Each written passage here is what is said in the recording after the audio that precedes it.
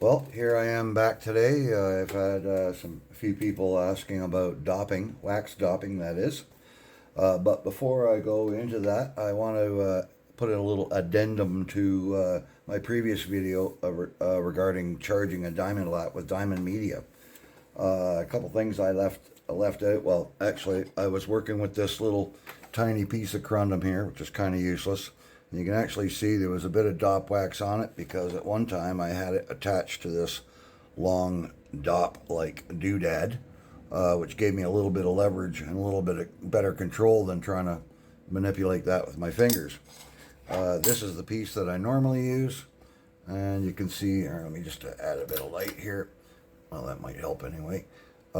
Anyways, I've shaped it a bit, and this is what I use because I can put a lot more.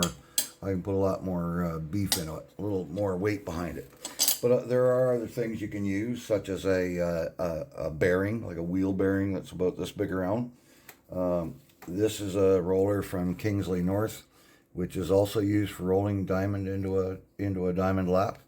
Of course, you would want one for each different grit of diamond that so you don't contaminate a lap using that. Yeah. Anyways, so today we're talking about wax dopping, and I use specifically black dop wax. And again, this is from Kingsley North. You get yourself buy a pound of the stuff, you'll have a lifetime supply.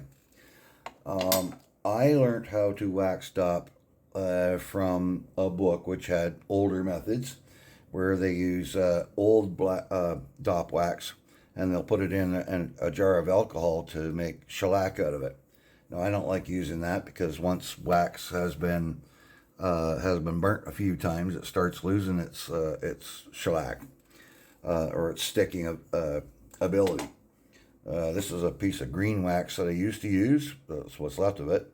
In fact, I had a little screw melted in it there that I could use it.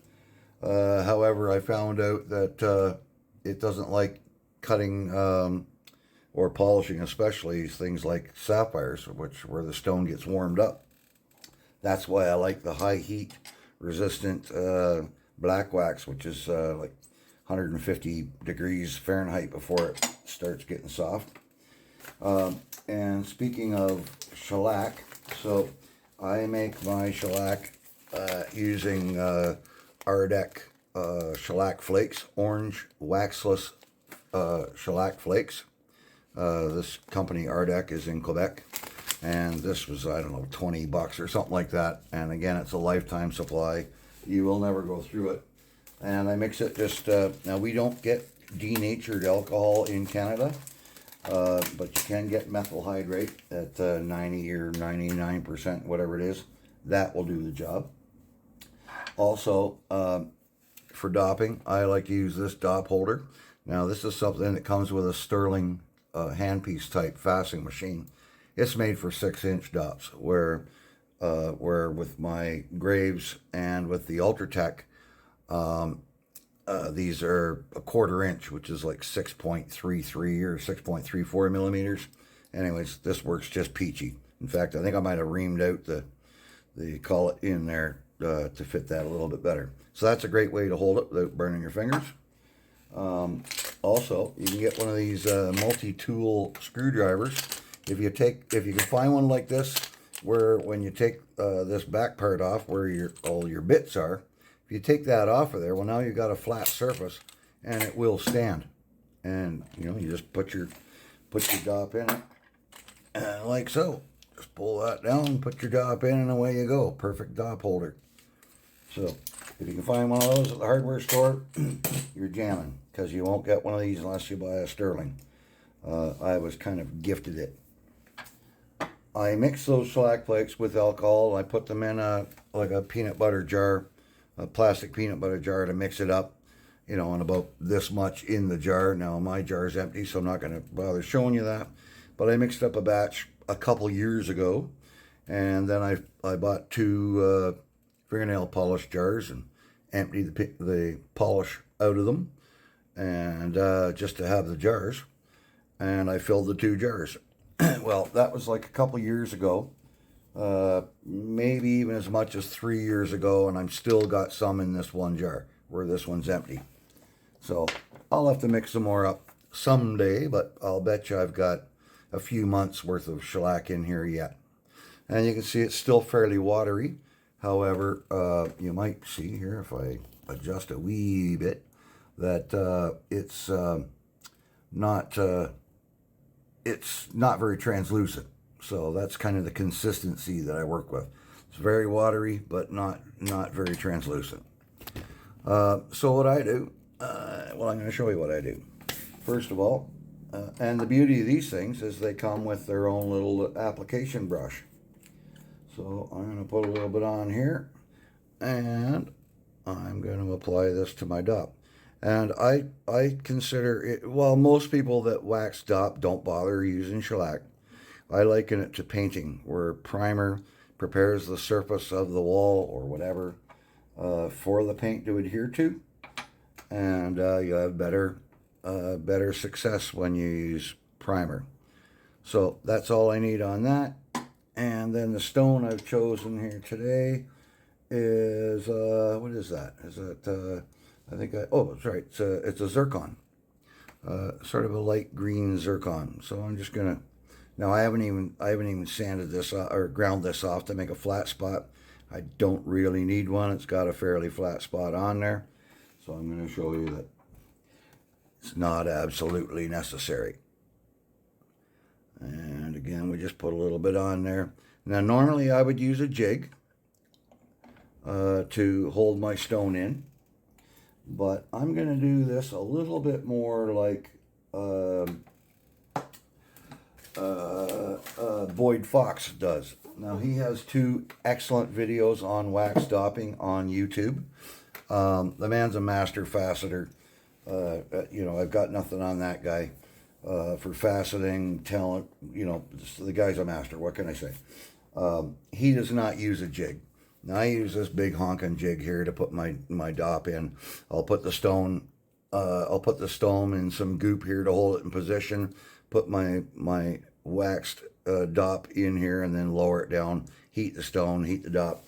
But today we're just going to use a alcohol lamp to heat up the wax. We're going to apply it to the dop.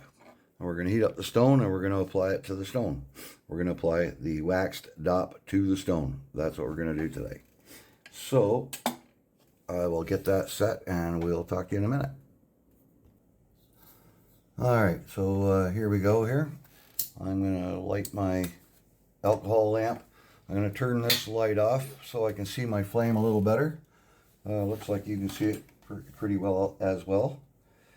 So I'm going to start by heating up my dop and heating up the wax just a wee bit. We do not want to burn the wax. If you see smoke coming off it, it's too hot. So I just keep it up near the top of the blue flame. At some point, you should start seeing the shellac starts to bubble, which means it is getting warm enough. I'll just get this wax a little bit warmer yet. And a little bit more yet here. But one thing about this black wax, you don't need to build up a great big cone gob on there or whatever, especially for the stone I've selected to do today. So that's it. That's all I need. I'm gonna shape that just a wee bit. That's kind of what I'm after. Just a tiny, oops, here, I've been holding it out of the way here. You can't see it, which is kind of useless to you. And I will grab my tweezers. Now I can get some light back on here. And I'm going to heat up my stone. And we don't need the thing frying. And if it's a sensitive stone, I would definitely go about it in a bit more of a controlled way, and definitely using a jig. And I will just get this heated up a bit here. And again, once that shellac is heated up, and the stone's heated up, and the wax is heated up, it should all come together very easily. Now I might not be able to show you what I'm doing here. I'll have to And we'll try something. All right, I'm gonna just move this over to her, and hopefully you'll be able to see what I'm doing. I think that's probably hot enough now, because I do think this wax is just about ready to melt. Now hopefully you'll be able to see what I'm trying to do here.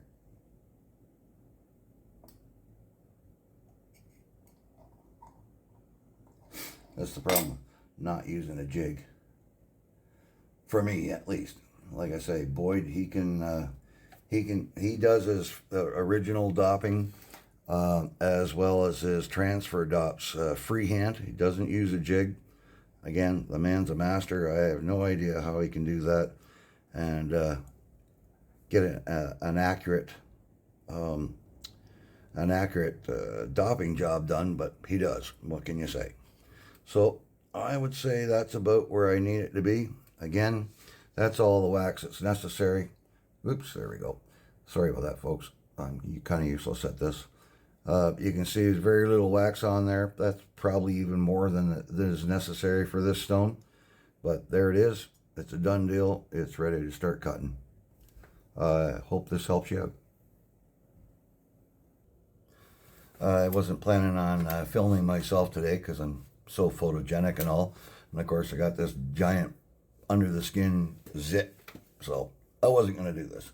I just wanted to add though that if somebody wants to see me dopping using the jig, then just maybe make a comment in the comment section, and I'll do that for you, no problem, because that is the way I normally do it. I just didn't know if making a few different setups here so that I can videotape using my phone would be sufficient.